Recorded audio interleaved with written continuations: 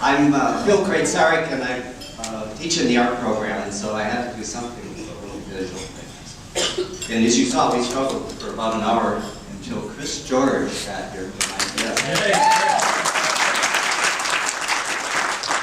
Chris is giving up his Saturday night. Chris was at home, and we were struggling.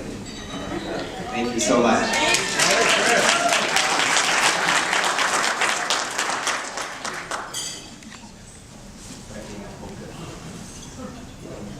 They said it would be a cold day in May, then Joe Dailey retires. I guess they were right. Joe said, I'm sorry. I will retire when they take my lecture notes from my cold, dead hands. He said this way before Charlton. Okay, I remember always doing this way. Oh, here come the visuals. Chris, this is where I get in trouble. Strangely, one year I discovered that someone had taken the nameplate off from Joe Dailey's office door and was placing it in various spots around the town. And, my wife thought this was good for his retirement, exit only. Someone even put it on a tombstone.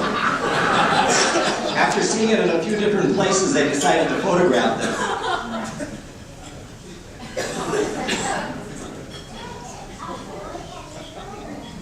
They went on all the winter. It was last week. It was last week in March.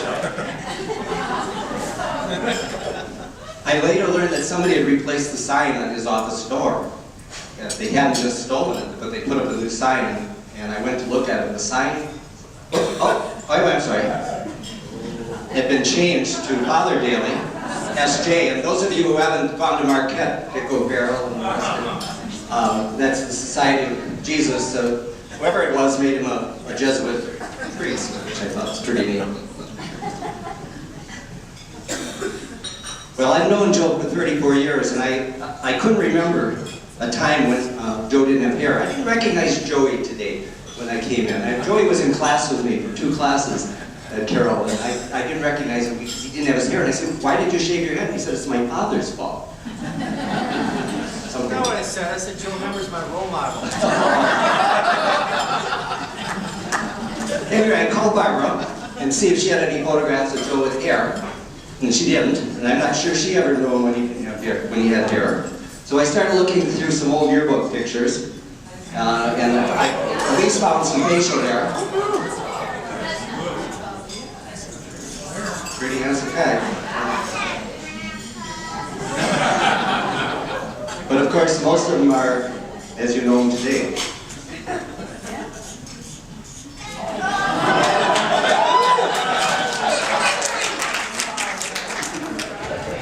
I asked the yearbook photographer who took this picture what the funny cloud was in front of the communications professor.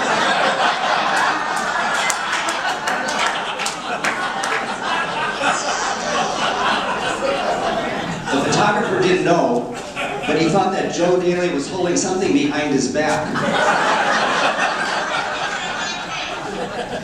I then took a closer look.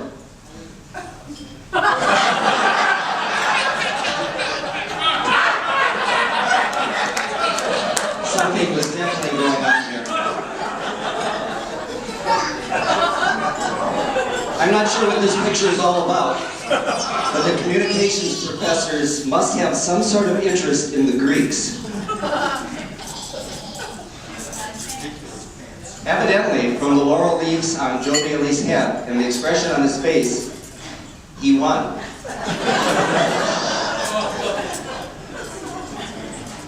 Joe was always a smart dresser. Notice the collar. I ignore that one. Yeah, look at that suit. Barbara, who dressed him that day? At any rate, I think the reason he liked Peter so much is Peter had the most hair in the room.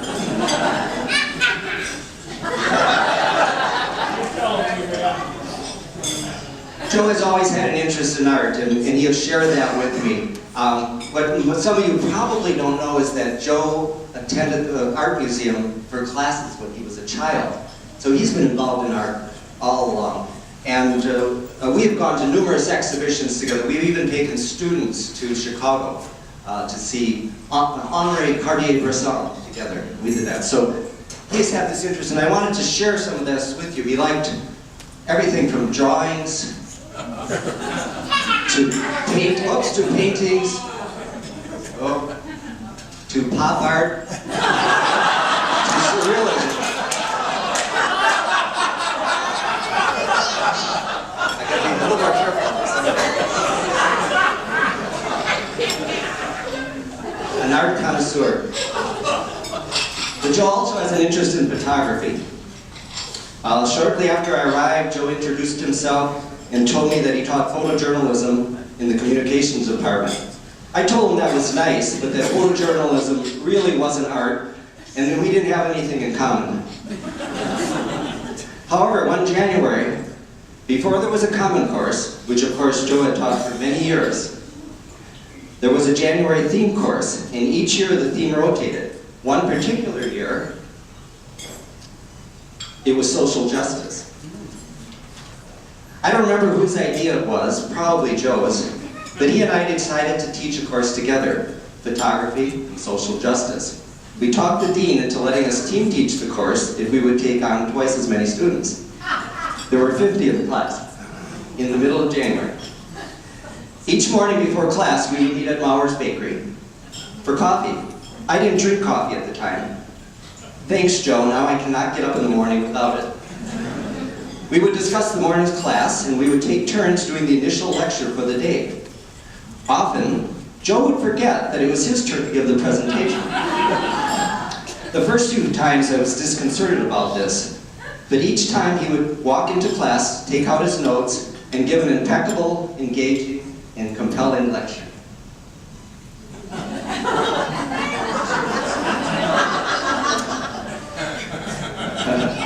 Dave is responsible for that book. At the end of the course, I had to attend a conference. And Joe said he would give the final exam while I was gone. When I returned, we would grade the tests together. This was all good until the day I returned. We spent a long time that day traveling between Joe's office and his home looking for the tests. Thanks for remembering. I think also we checked Mauer's Bakery, the library, and Club 400.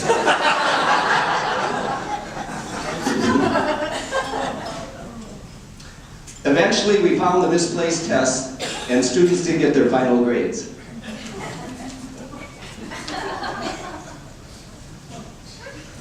Number 2, Joe and I would meet Sunday afternoons with nuns to discuss our photographs. Just something we did on Sundays. Well, okay, there were 7 photographers in the group, 2 of whom happened to be nuns. And that was our photo group. Can you tell which of the nuns? This modern time is no longer easy. But notice Joe and Phil haven't changed a bit. Well, one of the photographs that Joe took while he was in this group was of this Olympic speed skater that he knew. She did quite well, you can see. It's a pretty beautiful photograph, and okay, Joe, I can see that photojournalists can be artists too. At the end, if I don't forget, I brought you the picture. Who is it? Who is it, Joe?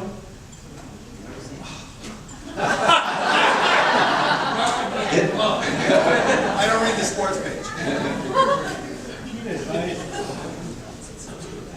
Joe and I would also meet with walking photographers to discuss important issues on photography. We did this quite often. We would get together and do this.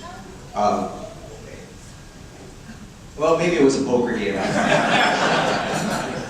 Joe still hosts probability seminars at his house that a number of Carroll faculty present this evening have attended.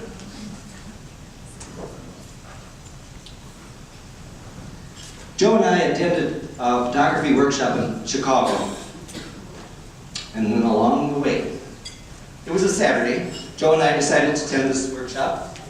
And I told Joe that I would drive. As we headed south on I-94 near the airport, 3 cars going in the opposite direction crashed and burst into flames. I said to Joe, "Oh, how sad," and was prepared to continue on our way. After all, we were on the expressway and quite a distance from the accident. Joe said, "Pull over." I did, and he cautioned me about crossing the expressway. We ran across the 2 highways and the median. I got to the first car that was on fire in the trunk area and saw someone behind the wheel semi-unconscious. I panicked and didn't know what to do, so I went on to the next car. Without hesitating, Joseph opened the door of the car on fire and pulled the man out. Seconds later, the car burst completely into flames, destroying the interior of the car. We stayed until the emergency vehicles came and then went on our way to the photograph workshop. We didn't talk much about the accident, but I know it wasn't the first time that Joseph Dailey was a hero. But those stories will have to be saved for another night. I wanted to share this one with you that I saw. Joseph.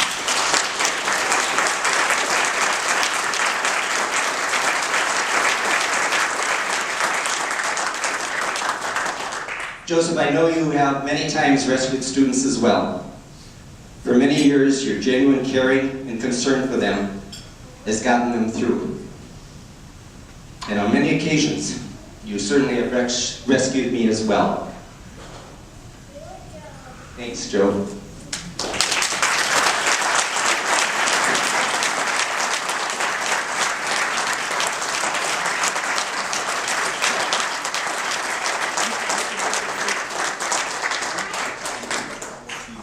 Oh, Leah Paulus Mueller. 3 Olympic medals, silver medals. One more time for Phil, guys. We asked Leah Paulus Miller to come and host us, and she was busy also. So, hold up, Doc. Let's see that. Wow. Philip, thank you so very much. Thank you. Nice.